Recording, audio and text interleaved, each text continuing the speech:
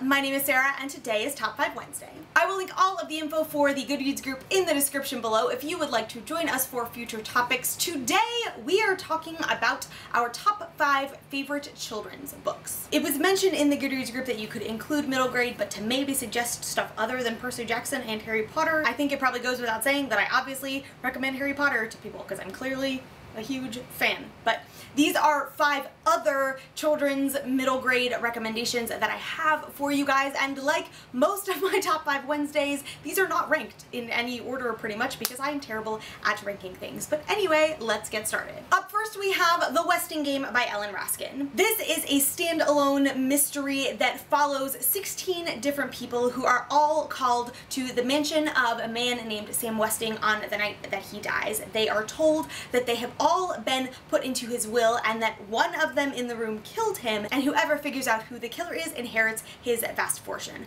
They are then all paired off together and all sorts of craziness starts happening. I read this for the first time. I was probably 10, maybe 11 years old, possibly even as young as 9, and fell in love with it. I reread it just last year and it is still just as wonderful and delightful as the first time. There's actually quite a bit of diversity represented in the characters. There are characters of ethnic diversity and characters with disability that all play a major role throughout the story because it is an ensemble cast. So if you haven't checked this one out, I would highly, highly recommend it. Up next we have The Phantom Tollbooth by Norton Juster. The Phantom Tollbooth is a standalone fantasy novel that follows a little kid named Milo who never does or thinks about much of anything. One day he comes home to find a box in his room which he opens up to discover a toll booth. He drives through the toll booth and finds himself transported to a magical land where he must go on an adventure with a watchdog and a humbug to bring back the princess's rhyme and reason. Again, do not even remember the first time I read The Phantom Tollbooth, but it was probably around that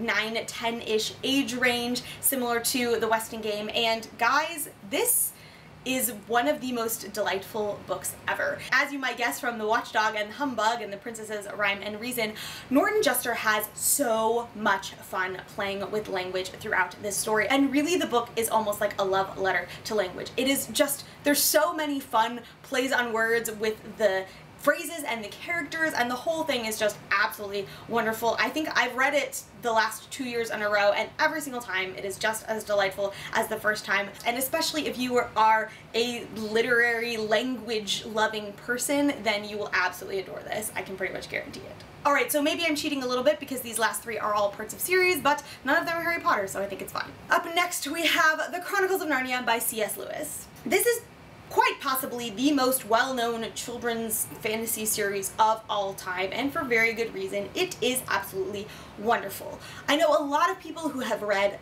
the first book in the series, The Lion, Witch, and the Wardrobe, but who have never actually read the entire series, which I think is so unfortunate because yes, I love The Lion, Witch, and the Wardrobe. Everyone loves The Lion, the Witch, and the Wardrobe, but my favorite book in the series is actually The Voyage of the Dawn Treader. It's where my forearm tattoo, the quote, "Courage to your heart," comes from, and I also really, really love The Last Battle, which is the last book in the series, and really the whole series is just wonderful. The world of Narnia that C.S. Lewis created is fantastic. All the characters that he brings in from book to book to book are amazing, and I just, yeah, I love it. I love it so, so much. I reread The Lion, the Witch, and the Wardrobe for the first time in several years a couple of months ago, and I'm planning to continue and reread the rest of the series over the second half of 2017 because it's just so fantastic and wonderful and delightful.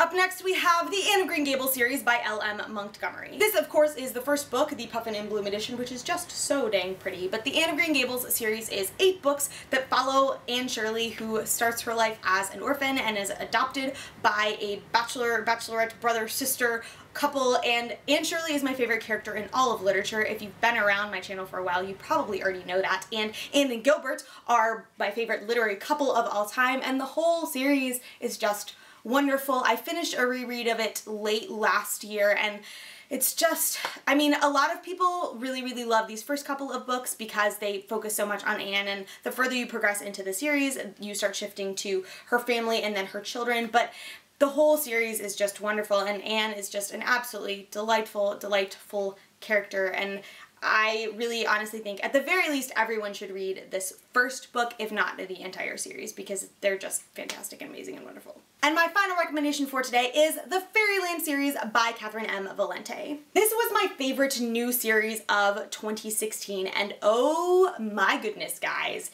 it is freaking amazing. Of all of the books that I've recommended to you today, this is the only series / story that I was introduced to as an adult. I read Anne of Green Gables when I was in college, but I was introduced to her as a character when I was like 6 or 7 years old. But the Fairyland series, the last book of it just came out, I think it was in 2016, and guys, it's just absolutely amazing. It follows a girl named September who is whisked away by the green wind to Fairyland and goes on all sorts of adventures, and the world that Catherine Valente created is amazing. September is just a delightful, wonderful heroine, but the thing that sets this series apart so much, and that I think makes it so fantastic both for young children and particularly probably for parents who are reading these books to young children, but then also just for adults who are reading them, is Catherine Valente's writing style is to die for. Oh my goodness, the quotes in these books, they make me just want to cry with their beauty, and there's so many moments where you just have to stop and like stare at the page because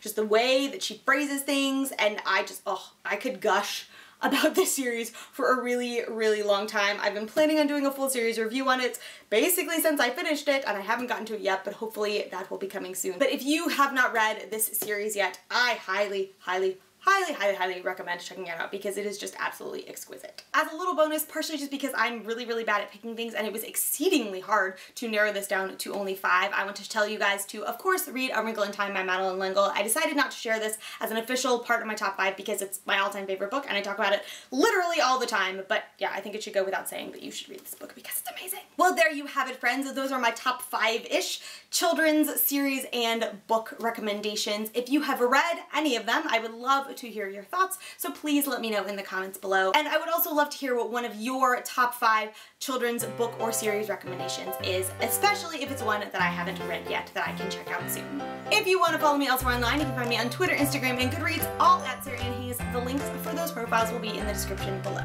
Thank you so much for watching. I hope you enjoyed this video. Don't forget to subscribe, and I will see you next time. Bye!